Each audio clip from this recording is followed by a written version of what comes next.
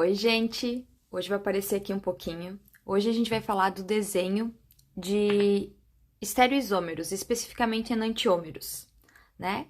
Que se torna importante o desenho deles na maneira tridimensional.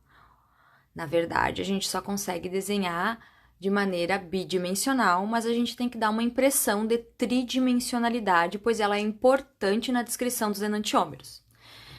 Então, geralmente, né, o carbono que tem 4 substituintes diferentes, aqui o carbono é o preto, né? E nós temos uma bola vermelha, uma bola amarela, uma bola azul e uma bola branca, indicando 4 substituintes diferentes. Ele é chamado de centro estereogênico e geralmente ele confere a molécula quiralidade. Se você está em dúvida sobre esses conceitos, você tem que ir nos outros vídeos de estereoquímica. Nesse, nós vamos focar só no desenho. Por que eu estou gravando na frente do espelho? Porque os enantiômeros, que são moléculas quirais, eles são imagens especulares um do outro. Ou seja, essa molécula que eu estou segurando aqui na minha mão, essa aqui, a imagem que está lá atrás no espelho, é enantiômero dela. Porque essa molécula, por possuir um carbono ou um centro estereogênico, ela é quiral. E aí a imagem no espelho dela lá atrás não se sobrepõe a ela, sendo o seu enantiômero. Então, agora, para a gente aprender a desenhar, estão aqui as duas imagens especulares, né? Então, esse é um enantiômero, esse é outro enantiômero, certo? Uma imagem especular do outro, não sobreponível, são duas moléculas quirais. Vou deixar uma aqui para a gente aprender a desenhar. Então, aqui nós temos o centro estereogênico no meio da molécula, o carbono que tem 4 substituintes diferentes e confere essa molécula quiralidade. A gente vai aprender a desenhar. Então, o que a gente percebe? A gente pode desenhar de algumas formas. Por exemplo, a gente pode considerar que a bola vermelha e a bola azul, elas estão no mesmo plano, né? Se eu passasse uma folha de papel ou uma régua aqui, pegaria as duas ligações. Então, eu posso considerar que essas ligações estão no plano do papel ou do quadro.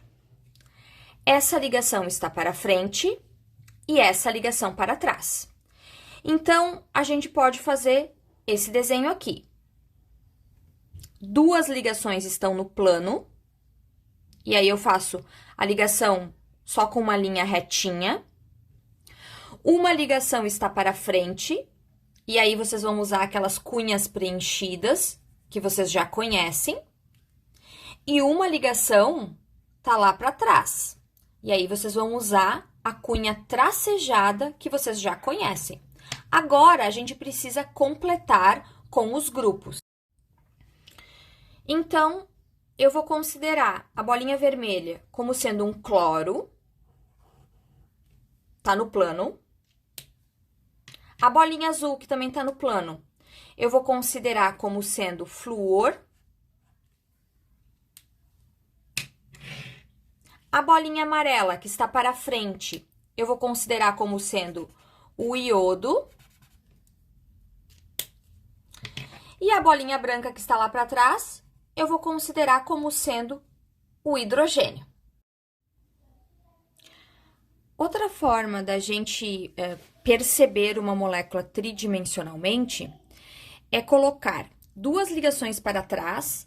Nesse caso, seria a ligação em azul e a ligação com a bolinha branca, e duas ligações para frente. Essa eu acho um pouco mais complicado, mas ficaria assim. Nós teríamos o carbono central, ligação com o azul e com a bolinha branca para trás, ligação com a bolinha vermelha e com a bolinha amarela para frente. Pronto, agora seria só completar com os átomos, né? O hidrogênio e o flúor ficariam para trás, o cloro e o iodo ficariam para frente. Essas são as duas formas de desenhar. Essa aqui ela é bem mais fácil até para atribuir a configuração absoluta desse centro, né?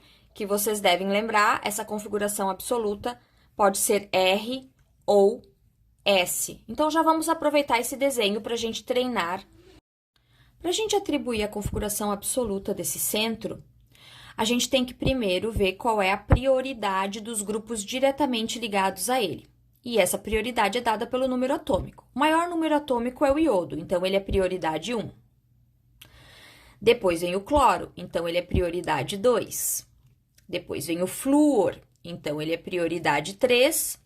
E por último, o hidrogênio, que é prioridade 4. Aliás, sempre que o hidrogênio está presente num centro estereogênico, ele é o de menor prioridade. Para a gente falar da configuração absoluta, sempre o grupo de menor prioridade tem que estar para trás. Nesse caso, já está para trás e é o hidrogênio. Depois, como a gente faz? A gente vai traçar uma seta do 1, passando pelo 2 até o 3. E vai ver o sentido dessa seta, se é horário ou anti-horário, se é a favor dos ponteiros do relógio ou contra. Então, os ponteiros do relógio vão assim. Esse aqui tá indo contrário aos ponteiros do relógio. Então, ele é anti-horário. Portanto, a configuração absoluta desse centro é S. Agora, nós vamos trocar os enantiômeros. Sai o enantiômero S, entra o enantiômero R. E vamos fazer o mesmo esquema para desenhar. O carbono está no meio, a bolinha vermelha e azul estão no plano, então nós vamos fazer linhas retas. Só que agora quem está para trás é a bolinha amarela e quem está para frente é a bolinha branca. Então agora nós vamos completar o hidrogênio para frente, iodo para trás, flúor e cloro continuaram no mesmo lugar. Bom, se a gente fosse atribuir a configuração absoluta desse centro sem saber que esse era S, agora, obviamente, esse é R, né? Como faríamos? Precisaríamos girar para colocar o hidrogênio, que é de menor prioridade, para trás, certo? Porque a prioridade 1 é o iodo, a prioridade 2 é o cloro, a prioridade 3 é o flúor e a prioridade 4 é o hidrogênio. Ele precisa estar para trás para a gente fazer a nomenclatura da configuração absoluta. Então, nós vamos precisar girar. Como a gente gira, né? Então, vamos observar o modelo. Eu gosto de manter um átomo fixo e girar os outros, certo? Girar de maneira mais fácil possível. Então, para a gente girar de maneira mais fácil possível, colocando esse hidrogênio lá para trás, seria assim. Ó, agora o hidrogênio foi para trás. Então, o que a gente faz? A gente copia as ligações, certo? O flúor permaneceu no mesmo lugar, então a gente copia ele aqui. E agora, a gente vai copiar os outros. O que eu fiz? Eu passei o hidrogênio para cá. Então, o hidrogênio vem para cá. Ao passar o hidrogênio para cá, o iodo veio para cá, ó. Então, ele vem para cá. Ao passar o iodo para cá, o cloro vem no lugar do hidrogênio, fazendo aquele giro que a gente viu. Pronto! Agora, essa estrutura está pronta para eu atribuir a configuração absoluta. Prioridade 1, prioridade 2, prioridade 3. 1 passando pelo 2 e 3, seta como os ponteiros do relógio, a configuração absoluta é R. Ah, professor, existe uma maneira mais fácil da gente fazer isso? Existe. Mas isso só pode acontecer quando o grupo de menor prioridade está para frente. Só quando o grupo de menor prioridade está para frente. Nesse caso, então vamos voltar ao desenho original, com o hidrogênio para frente. Nesse caso, a gente pode se imaginar estando aqui, olhando a molécula dessa perspectiva. Se a gente está aqui na minha mão, o hidrogênio está distante da gente. Ele já está para trás, aonde ele deveria estar, certo?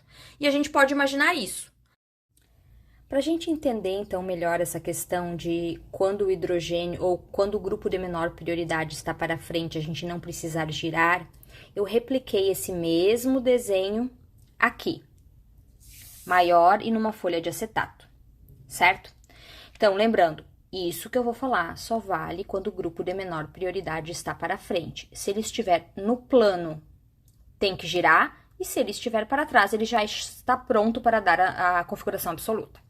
Então, agora vamos atribuir novamente a prioridade de cada grupo. O iodo tem prioridade 1, o cloro 2, o flúor 3 e o hidrogênio 4, e está para frente.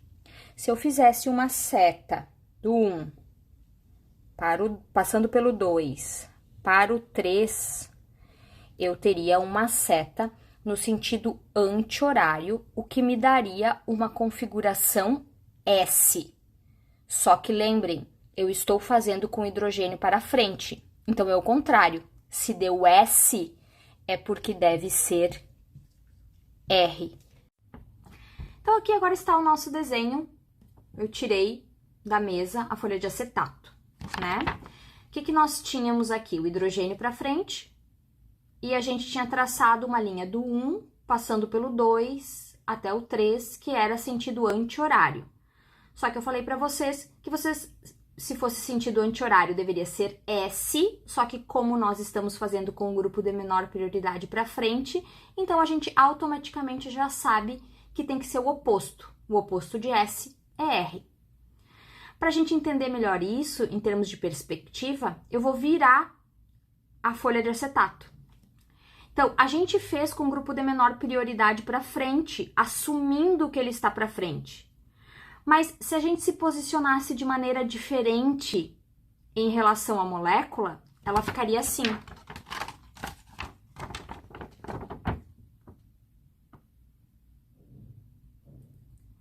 Reparem que agora a seta está no sentido horário. Ou seja, se vocês se colocarem em locais diferentes para observar, a seta vai ficar em sentido diferente. Ou seja, a gente estava observando a molécula com hidrogênio para frente, a gente estava observando daqui para lá. Mas a gente deveria estar observando daqui para cá. A gente devia estar observando a molécula assim. Quando a gente desenha a seta no sentido anti-horário aqui, para quem está olhando dessa perspectiva, ela fica no sentido horário. Então, se eu estou observando a molécula com um grupo de menor prioridade para frente e deu S, é porque é R. Se deu R, é porque é S.